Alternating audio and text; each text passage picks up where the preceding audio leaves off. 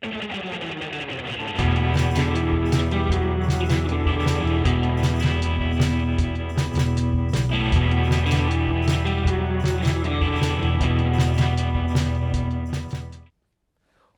back to Review Crew. I'm Roman. And I'm Laura. On today's episode, we're going to review Sonic the Hedgehog 2, and Gabe and Tucker are going on the spot to review Moon Knight. Here's the trailer for Sonic the Hedgehog 2. Oh, great, the Winter Soldier.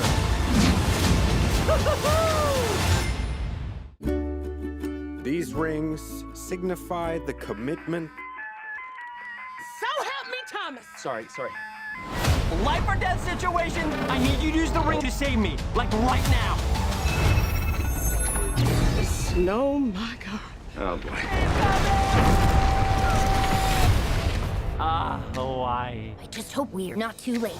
Oh Lord, there are two of them now. What's happening? Okay, quick version. Robotnik is back. I've discovered the source of ultimate power. We need to get it back or the world is doomed. You rock some kind of space porcupine. I am an echidna warrior.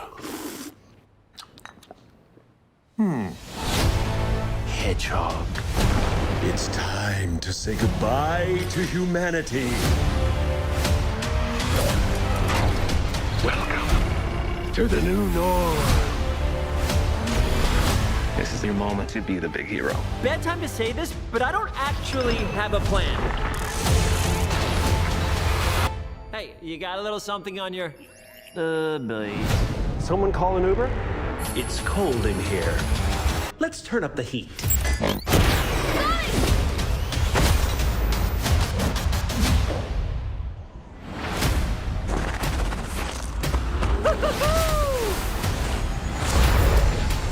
Oh, great, the Winter Soldier. Fear not, citizens. You are terrible at this! Your negative attitude is not helping. We stick together, no matter what. You're unskilled.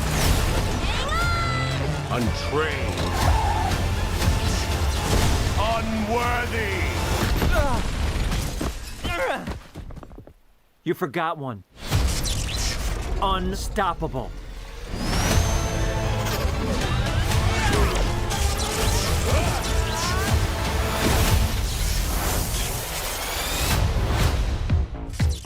Stand still and die! For a guy named Knuckles, you are really bad at punching.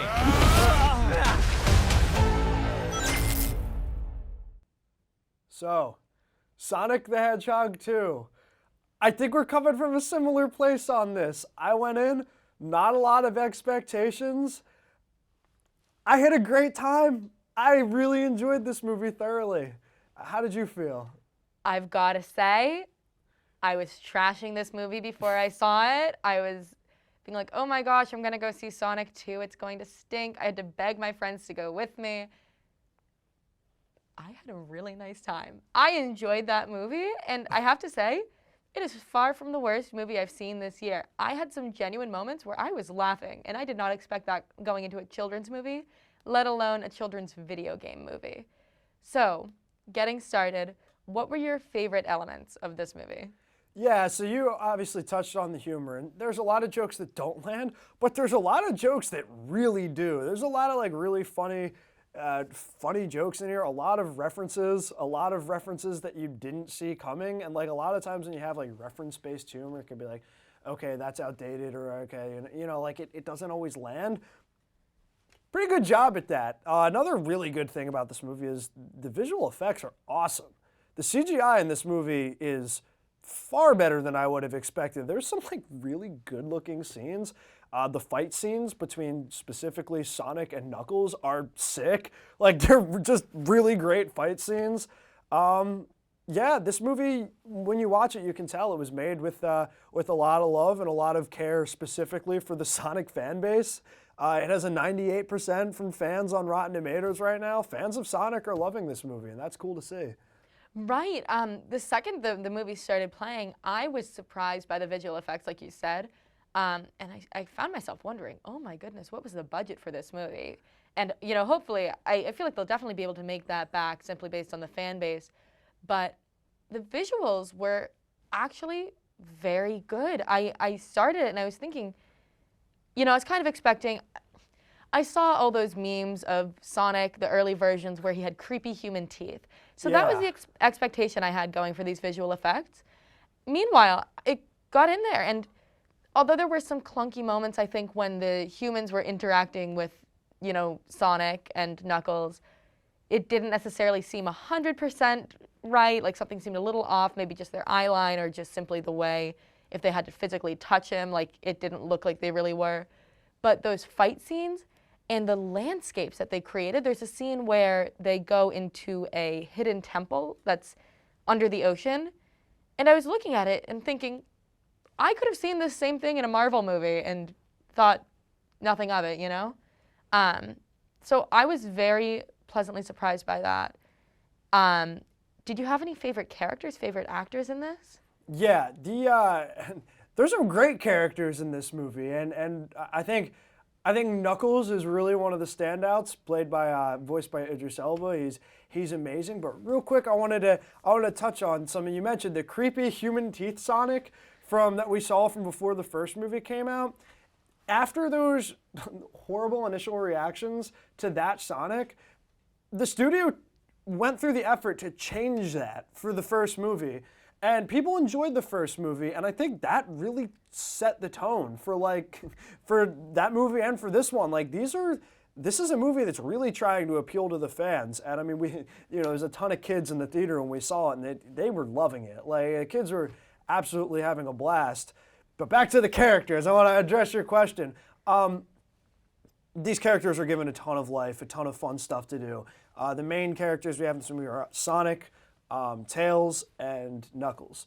And Knuckles, who's voiced by Idris Elba, is strangely, awesome and, tough. I don't know why, but, Knuckles' opening scene, when he first is introduced, is, really bizarrely epic. Everyone in the theater was kind of there was a moment of the kids were freaking out, and a lot of the parents were like, that's really cool. I don't know, man. There's just these characters just given so much of a chance to shine and just be the characters that people love from the video games. Yeah, and like you said, I really feel like this movie did a surprisingly good job of giving stuff for the kids, for those fans, and for parents and people like me who aren't Sonic fans. So obviously there were these jokes where a hot dog falls on somebody's face and the kids are screaming and laughing. But there were a lot of moments for adults to enjoy too. I know they had a lot of references. I caught a Ferris Bueller Day Off one. I caught something from Parks and Rec. Ben Schwartz playing Sonic. Of course, he has to make a Parks and Rec joke. And most surprisingly, yes, I'm sure you caught this one too. And a Magic Mike reference. I cackled simply because it was so out of pocket. Sonic is in a dance battle with a bunch of Siberian people, and yeah, that also happens in this that movie. also happens. It was a moment. And he says the phrase, "Wow, Channing Tatum made it look so easy." And I turned to the person I was watching it with, I go, did Sonic just make a Magic Mike reference? I was very surprised. There's some also really overtly political jokes in this movie, and they're really funny too. I didn't see that coming. I didn't know Sonic was gonna be based, but here we are. I think this movie just really overperformed in terms of all expectations it had going for it. So that's what we've got for now. We'll be right back talking more about Sonic 2. Same address, new website. orangetvnetwork.syr.edu. OTN launched a new website that gives you all the information you need about your student TV station. Information about all of our shows and our programming partners. On the air 24/7, you can watch the OTN live stream on any device. orangetvnetwork.syr.edu. orangetvnetwork.syr.edu.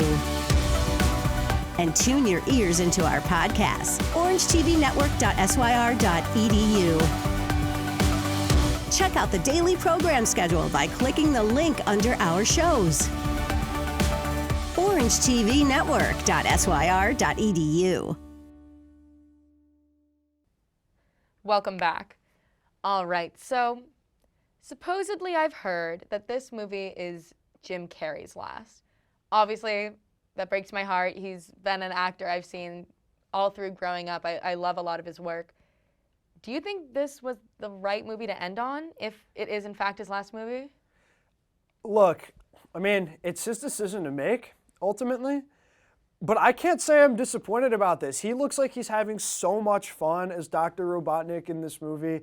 He just he gets to do all his facial expression stuff. He gets to do all the signature Jim Carreyisms, and he's great. And every time he, did anything for make a funny face or crack a joke, it always had someone in the theater laughing.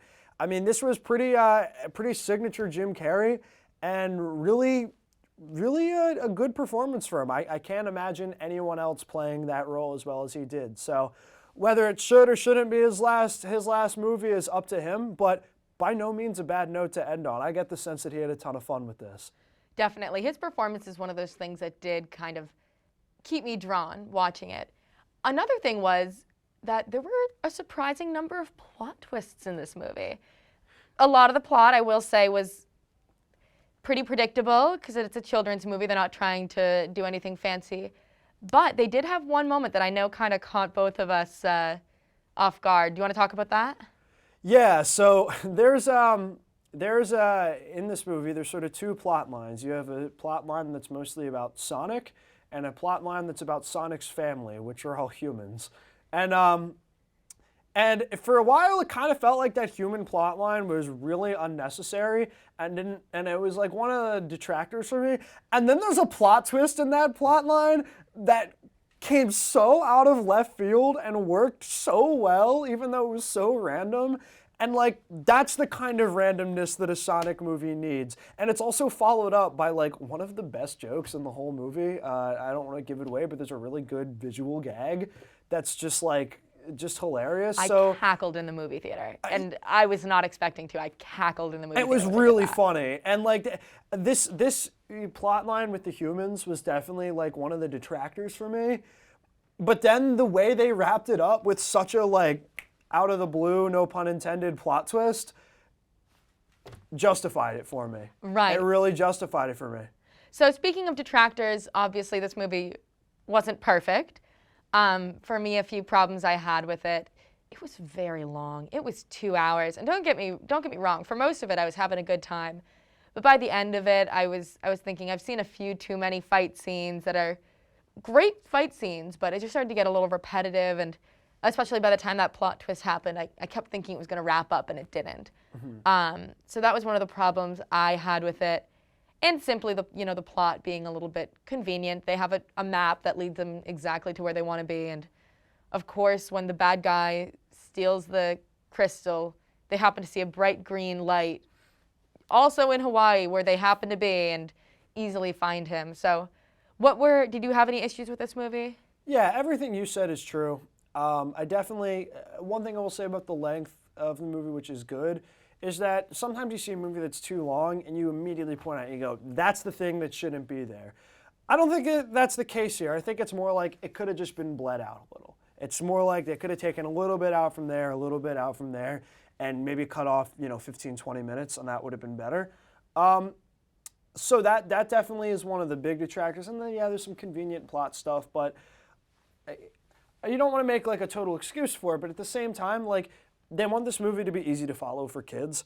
So I don't mind some of the really convenient plot devices, some of that. But it's by no means going to be blazing new ground in storytelling or anything. But for what this movie aimed at being, it really achieved it. It really achieved it. I will say, I think I didn't really pick up on how predictable the plot was until about halfway through when I was like, oh, I thought that was going to happen, which I think says something, because I'm the person, I go into movies with such a critical eye that I wasn't seething, which is something I will do. And if a movie's bad, I will walk in there and I'll just be sitting in that seat angrily.